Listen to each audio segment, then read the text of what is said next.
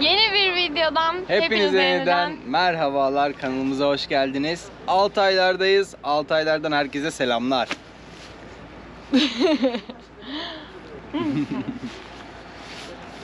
Muz molası verdik ama nasıl bir yerde verdiğimizi size göstermek istiyorum. Motosikletlerimizi buraya park ettik ve Altaylar'ın başlangıcında olduğumuzu kanıtlayan sembolün önündeyiz. O kadar güzel bir yerdeyiz ki şu anda. Yanımızdan bir su akıyor. İnanılmaz temiz, buz gibi muhteşem bir su akıyor.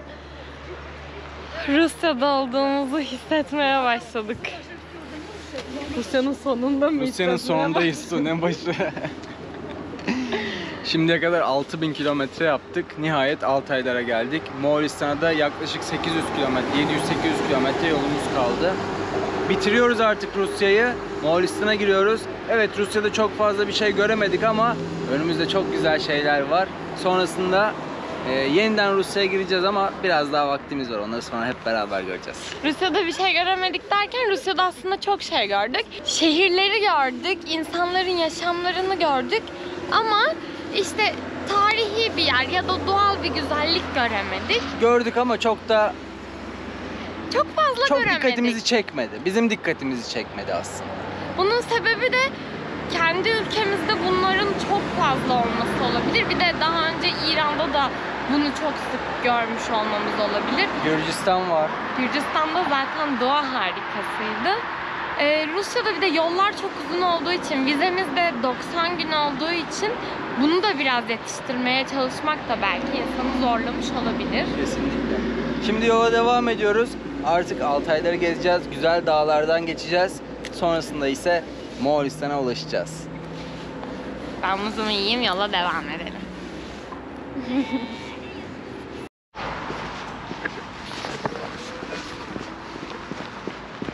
Altay dağlarından gelen güzel, berrak ve buz gibi sudan biraz da görüntüler vereyim size.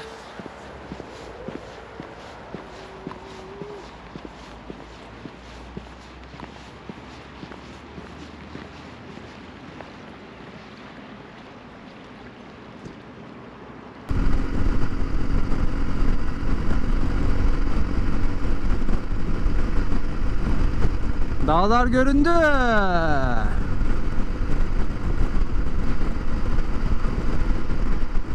Taşanta. Taşanta bizim sınır şehrimiz. Bizim derken Rusya'nın. Böyle manzaralar görmeyeli çok uzun zaman olmuştu. Evet, en son Gürcistan'da görmüştük. Ve virajlar. Rusya'da viraj yapıyoruz. Rusya'da ilk defa viraj yapıyor olabilir miyiz? Rusya'da gerçekten ilk defa viraj yapıyor olabiliriz. 6000 kilometre geldik. Hep dümdüz geldik. Ben hayatımda bu kadar uzun düz yol görmedim.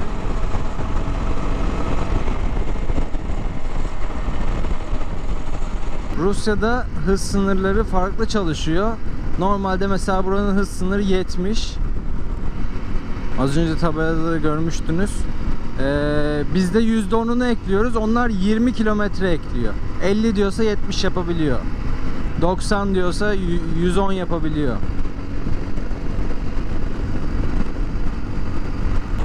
Bizim de soğuk havayı unutup gözümüzün gönlümüzün açılma zamanı geldi. Gelmişti artık, evet. Şöyle biraz yapıştıralım. Kamera yok buralarda. Birkaç arkadaşımız Moğolistan'dan story attı. Ve şu anda Moğolistan'da kar olduğunu gördük. Sınır geçişinde. Benim içimde biraz korku var. Korkma korkma, hallederiz. Umarım. Elcik ısıtmam da çalışmadı zaten. Evet ya, ona bir daha bakmamız lazım, su.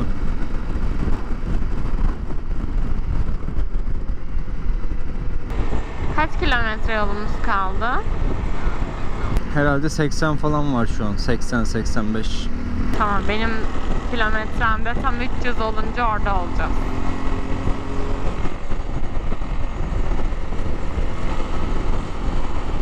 yer doğal kamp alanıymış burada belki. Genelde insanlar trafik kurallarına uyuyor. Fazla uyuyorlar. Gördüğün gibi. Biraz fazla uyuyorlar, evet. Fazla uyudukları için de tehlike yaratıyorlar. Bu bölgede çok kaza görmedik ama ilk girdiğimiz yerlerde çok fazla kaza görmüştük. Ve çok fazla otobüs görmeye başladık. Çünkü Evet, bu bölgede çok fazla otobüs var. burası çok turistik bir alan. O yüzden çok fazla otobüse ihtiyaç duyulduğunu düşünüyorum. Belki de onlar tur otobüsü de olabilir.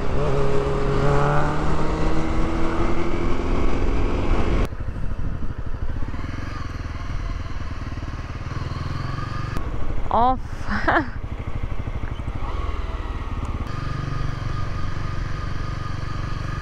Ne güzel bir köprü yapmışlar.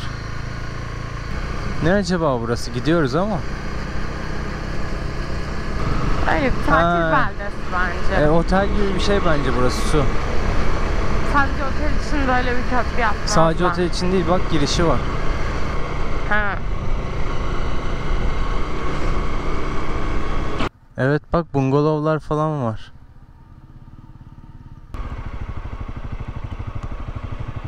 Harita var içeride ya. Otel mi bu diyorsun? Bence tesis gibi bir şey. Eğer otelse zaten İngilizce biliyorlardır. Bu kadar büyük bir otelde. Soralım. Şansımızı deneyelim, evet. Görünüyor mu bilmiyorum ama karşıda bungalovlar var. Bungalov tesisiymiş. Aynı zamanda macera tesisi. Büyük bir ada gibi bir şey karşı taraf. Sabahtan beri aradığımız Çemal'e geldik. Şöyle karşıya geçip size daha net göstermek istiyorum. Bu alan kışın tamamen su dolduğu için ve şu dağların aralarından karlar göründüğü için çok güzel bir manzara oluyormuş. Ama bu arada Berkay gitti, bize kamp yeri arama bahanesiyle geziyor biraz. Ama şu anda öyle güzel bir görüntü tabii ki var. Dağ manzarası süper. Ama o beklediğimiz internetteki görüntü yok. Şurada bir çadır var. O dikkatimizi çekti. Oraya nasıl gitmiş olabilir diye konuştuk. Sanırım yürüyerek gitmiş. Buradan oraya gidiş varmış, Su. Burası da tam zaten suyun yanı. Güzel bir manzarası var mı oranın? Su çok güzel, çok berrak. Orada mı kamp yapalım diyorsun? Vallahi burada yapılabilir ya. Ama açıklık. Yani güzel bir alan, serbest. Zaten çadır da şurada. Yani açıklık olmasının bir zararı yok. Ama o çadırda kalan kişi yalnız kalmak istemiş muhtemelen. Onun yanına kadar gidemeyiz. Tamam, şurası çok düz mesela, şu an bulunduğum alan. Suya biraz uzak ama düz. O demin gördüğümüz yer daha iyiydi sanki. Ağaçlık alan mı? Evet. Olur. 10 kilometre geride. Suyu yukarıdan görüyordu. Olur. Burası Şimdi- da biraz yukarıdan zaten. Direkt yanından değil. Ama burası hem yoldan falan görünür durumda, hem de beyaz duvarların önü falan, ne bileyim, çok çekici gelmedi Hoşuma bana. gitmedi diyorsun. Hmm. Su çok güzel ama. Tam yüzmelik. Öbür tarafta benim dediğim yerde plaj vardı. Yani plaj dediğime bakma da, böyle ayaklarını sokabileceğin düzlük alan vardı uygun. Tam geliyorum. Tamam, gel.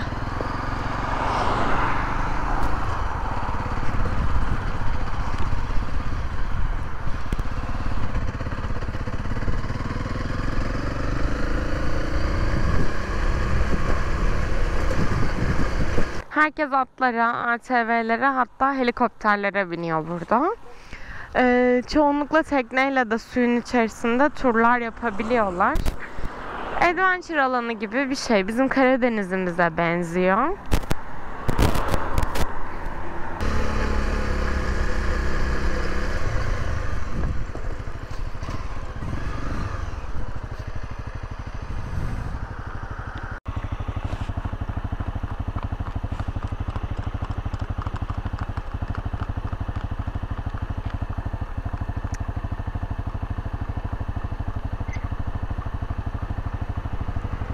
Devam.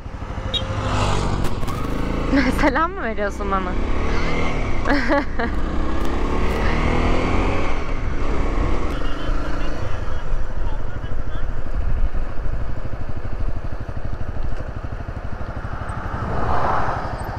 Kamp için gelirken gördüğümüz alanı bulduk. Şöyle ormanın içinde, güzel bitkilerin arasında.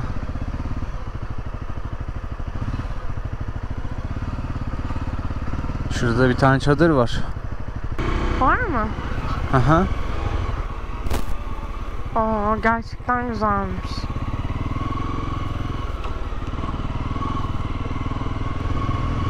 Balıkçıymış bu su. Balık tutmaya gelmiştir. Belki de. Şuraya kurabiliriz ya eğer şeyse. Şununla bir konuşalım bakalım. Ha? Konuşamayız ki. O zaman şöyle biraz gidelim. Olmazsa geri döneriz. Gel.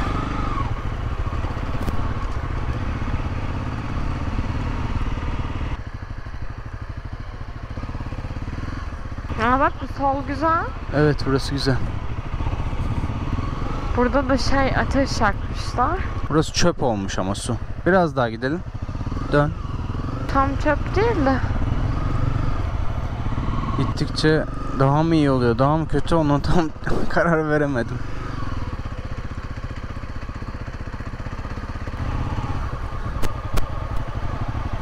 Biraz çamur var. Zaten yola ve suya hep paraleliz. Hı hı.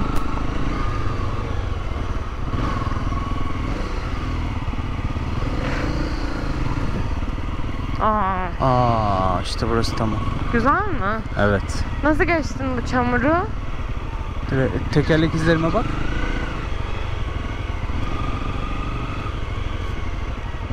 Nasıl? Güzel. Bence de çok güzel. Odun da var. Ateş de yakabiliriz ha. Evet. Evet, burası çok iyi. Nereye bırakalım? Şimdilik bir yere bırak, uygun bir yere. Burası uygun değil.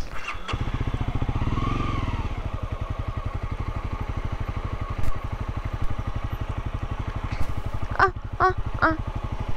Ben nehire doğru gidiyorum.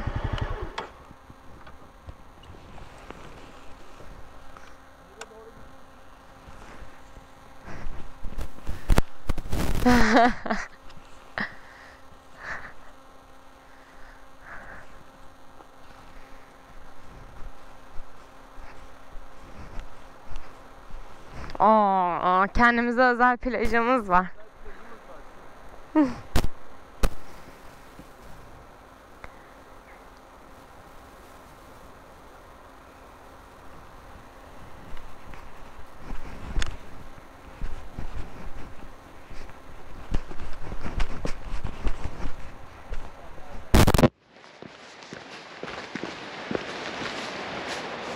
Mikrofon takmadın.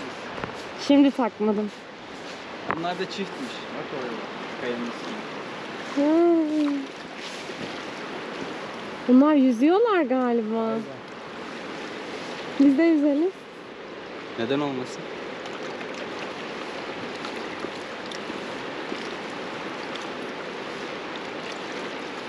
İstiyorsan yüzebilirsin. Bayağı bir soğuk yani.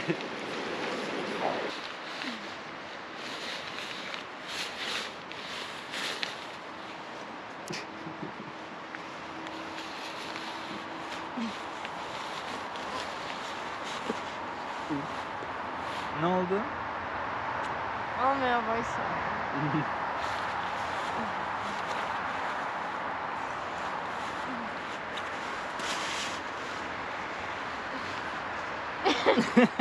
Sen biraz öyle. Kurtar beni.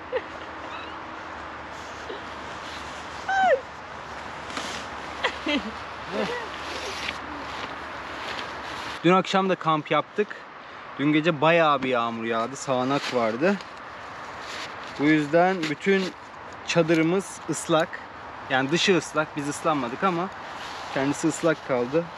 Gün içerisinde de güneşi pek göremediğimiz için kurutamadık.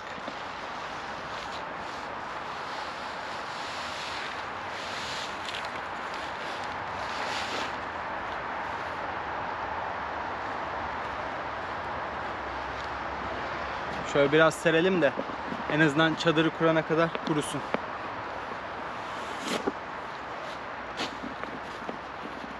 Havanın derecesi iyi ama şu anda. Havanın derecesi evet iyi. Baksana sırılsıklam.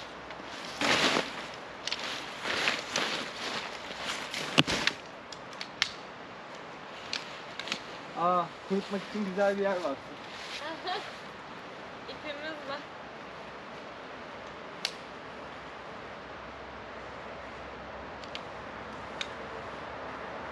Kurutmak için güzel bir yer buldum. Seni arıyorum. Nereye gittin? Yan tarafta da böyle bir alan var. Odunları kesip bırakmışlar, onları aldım.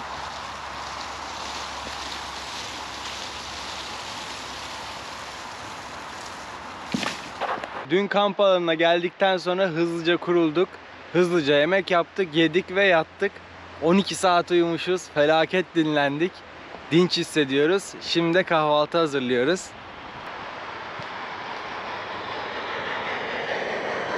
Uyanamadım ya. O kadar çok uyuduk ki. 5.30'da uyandık aslında ama hem hava çok soğuktu hem de karanlıktı. Aslında 8 saat uyumuştuk. Yeterli bir süreydi bizim için. Ama yola çıkamadık. O kadar soğuktu ki geri uyuduk. Daha sonra da 9.30'da uyanmışız. Aslında arada ben bir daha uyandım. Ama bir baktım yağmur yağıyor. Çadırımız yine ıslanıyor. Dedim mümkün değil. Boş ver, yat gitsin. Hala gözlerimi açamıyorum. Yumurtalar hazır. Şimdi su kaynatıyoruz. O da saçlarımı yıkamak için. Ya ben bir şey söylemek istiyorum. En zor yolculuğumuz oluyor. O kadar zor bir coğrafya ki. Nasıl baş edeceğiz bununla, nasıl yapacağız bilmiyorum. Yani zor olduğunu biliyorduk yola çıkarken. Ama bize böyle hissettireceğini düşünmüyordum. Buraya hazır değilmişiz aslında tam olarak. Ekipman olarak. Daha kışlık motosiklet ekipmanımız olsaymış daha iyi olurmuş. Ya da Mesela motosiklette üşümek de değil aslında bence. Çünkü üşüdüğüne değdiğinde mesela biz karda Uludağ'a da çıktık aynı ekipmanlarla. Ama hem kısa sürüyordu hem de ne bileyim Uludağ'ı görüyordun. Şu anda mesela güzel bir bölgedeyiz. Çok uzun sürdü. Beklediğimizden çok daha uzun. Çok uzun sürüyor. Uzun işte anlayın.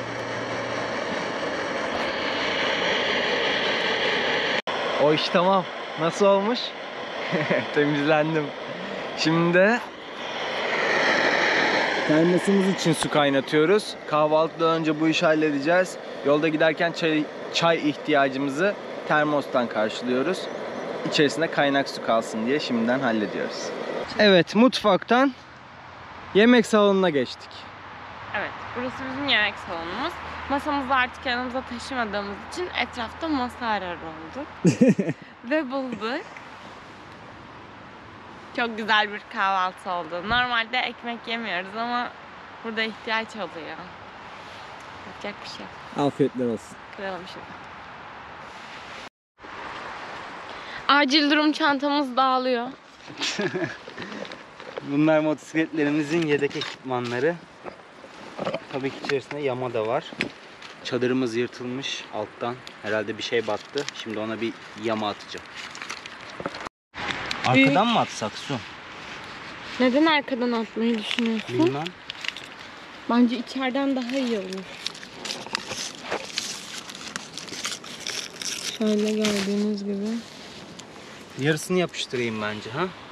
Çok büyük olacak, katlarken açılır sonra. Ama onun dışındaki turuncunun bir anlamı var. Onu bölersen o sıkıntı olur. Diyorsun. Hı hı. Peki.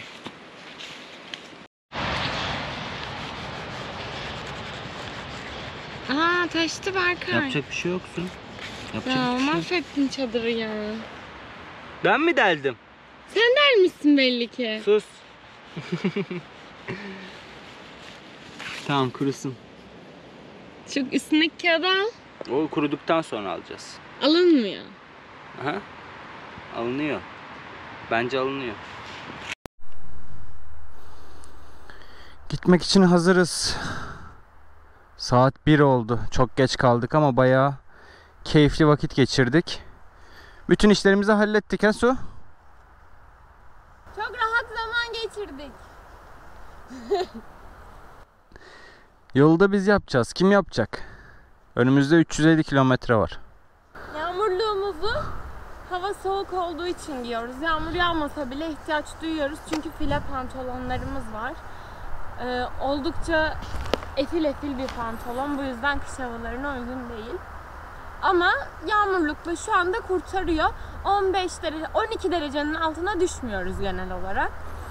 Düştüğümüz zaman da içimize içlikler var. Termal içlikler. Onları giyeceğiz. Düşmeyeceğiz gibi duruyor ama buranın yerlilerine sorduk, hiç o derecelerin altına düşmeyeceksiniz. Şu toteldeki 3 ay boyunca dediler. Zaten bir ayı attık. Bakalım inşallah düşmeyiz yani. Hadi giyin de gidelim. Hoppa.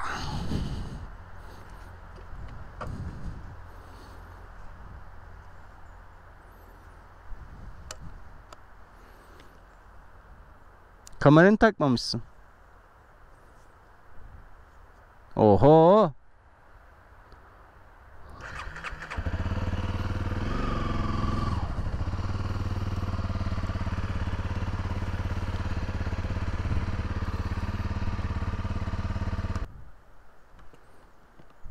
Ayağımın altında taş varmış Intercom. ya kocaman.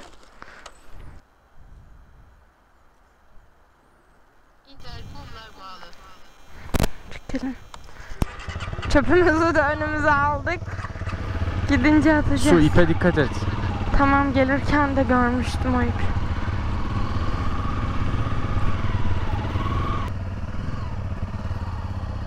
Canım ya, sen beni bir geç.